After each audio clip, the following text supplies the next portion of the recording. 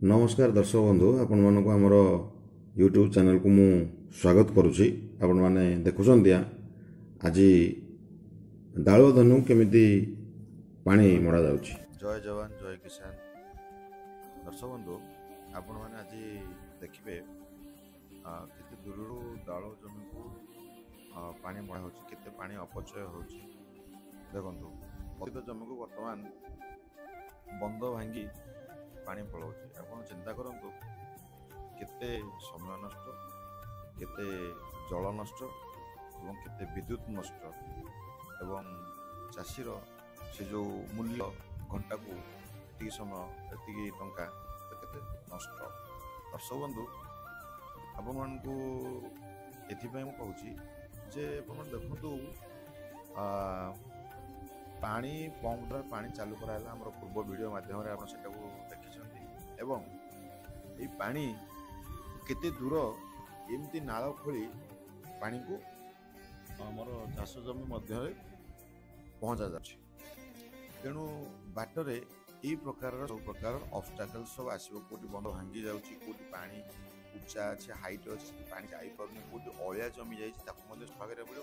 ये सब कथा आज्ञा कले जमी जाई पानी पहुँच। तेणु आप चिंता करते दर्शक बंधु, यह एक छोटिया कम नुहे, यह एक अत्यंत कष्टसाध्य कम। जमी साधक जमी साधना करती कि चाष कार्य आज्ञा ये चाषर गोटे साधना। तेणु आप देखु केते प्रकार केयर नवा नेले जाई पानी जाई खरा दिन ना पानी जाई पहुँचब कौटी जमी। तो ये कौन छोटिया काम देखो आप संपूर्ण रूप से वीडियो बर्तमान देखो अलिया लगी बोली पानी स्रोत ये प्रेसर हो कमी मैंने प्रेसर होगा हेतु ये भांगिकी ये पानी पड़िया जमी सब जगह पड़े। तेणु तुम अलिया हत्या पड़ो से अलिया देहरे कौन कौन थी आप चिंता करते जंतुजंता भी थी पारती, पोकजोक थी पारती, मैला। तेणु ये सब जो अलिया आवर्जना सब अच्छी भितर आप जाथे दर्शक बंधु, जदि किए कौट झाड़ा बस पड़ी ता भी सुखिला सुखिला भासिक आसुव हाथ में लगे। तेणु करा पड़ो ये सब कम करा पड़ो। ये सब कम आज्ञा गोटे चाषीर कम। ये सब भिड आम ये आज्ञा आपण करूँ केवल गोटे चषा कार्य को सर्व लोक सम्मुखें केवल आने देखो गोटे चाषीर केते कम तार कौन कहती शरीर को कमी से जत्न नहीं पारे से सब को भूरी से केवल तार कर्तव्य कर्म आदरी आज्ञा चाषी भाई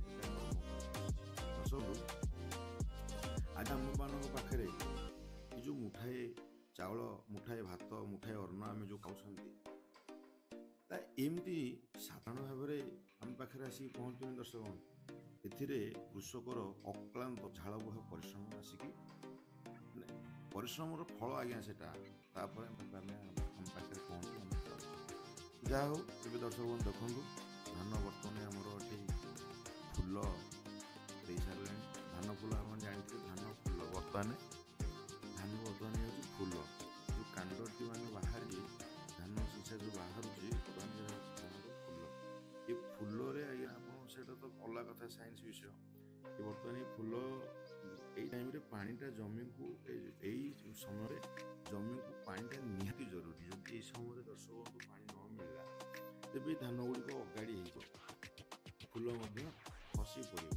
धान जो क्षीर ढोकी कहती धान क्षीर ढोकी पार तेणु से चाउल परिणत हो पार धान जो क्षीर जो रही आम चाउल जो कहते से बनी पारे से न बनले कौन धान अगाड़ी फला पड़गला नष्ट तादेह पुणी आहरी रोचे विभिन्न प्रकार पत्रपोड़ा रोग रोचे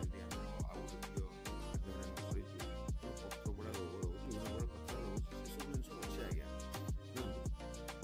ये जो कटेज टी बना आज्ञा ये कौन से टाउन सहर कटेज नुह आज्ञा ये हूँ आम कृषक भाई मैंने केवल दिन राति या भितर टे सहारा धरी नि वर्षा राति कुहुड़ी काकर पड़ो आज्ञा सहारा कहीं जगी रही पड़ो।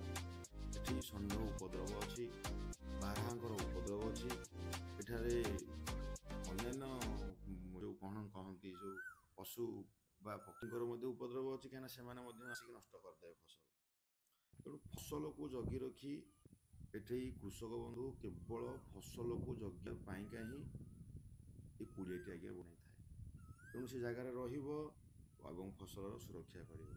ତେଣୁ ଦର୍ଶକ ବନ୍ଧୁ, ଆପଣମାନେ ଏଥିରୁ ଅନୁମାନ କରନ୍ତୁ ଗୋଟେ ଚଷା ଭାଇର କେତେ ଯେ କାର୍ଯ୍ୟ। ଛାଡ଼ନ୍ତୁ, ସେ ତ ବହୁତ ଗହନ କଥା। ଏବେ ଆପଣ ଦେଖନ୍ତୁ, ଏ ଯେଉଁ ଜାଗା ହେଉଛି ବିଲିପଡ଼ା ଗ୍ରାମ, ମା କନ୍ଧକନ୍ଦଳୀଙ୍କର ଏରିଆ ଏ ଜାଗା। ଆଜ୍ଞା ଏ ଜାଗାରେ ଆପଣ ଦେଖିପାରୁଥିବେ ଦୂର ଦୂରାନ୍ତ ପାଖାପାଖିରେ କେଉଁଠି ଡାକିଲେ ବି ରାତିରେ ଆପଣଙ୍କ କଥା କିଏ ଶୁଣିବେନି। ତେଣୁ ଆପଣ ଚିନ୍ତା କରନ୍ତୁ ଏ ଜାଗାରେ ରହିବା କେତେ କଷ୍ଟସାଧ୍ୟ ହୋଇଥିବ, କାହିଁକିନା ଆରପଟ ହେଉଛି ରଣ ନଦୀ। ଆପଣ ଚିନ୍ତା କରନ୍ତୁ ଏଇ ଜାଗାରେ ରାତିରେ କେବଳ ଏଇ ଧାନ ଗଛ, ଏଇ ପାଣି, ୟାଙ୍କ ସହିତ ଆଜ୍ଞା ଚାଷୀ ଭାଇର ଜୀବନଟି କଟୁଛି। ତା ଦେହରେ ପୁଣି ସର୍ପ ଭୟ ଅଛି। ଛାଡ଼ନ୍ତୁ ସେସବୁ କଥା। ତ ଆପଣମାନେ ଦେଖିଲେ ଆମ ଏରିଆରେ ବର୍ତ୍ତମାନ ଏଇ ପ୍ରକାରର ଧାନ ହୋଇଛି। ଆପଣମାନଙ୍କ ଏରିଆରେ କେଉଁ ପ୍ରକାର ବର୍ତ୍ତମାନ ଧାନର ସ୍ଥିତି କମେଣ୍ଟ କରିବେ। ରହିଲି, ଜୟ ଯବାନ ଜୟ କିଷାନ।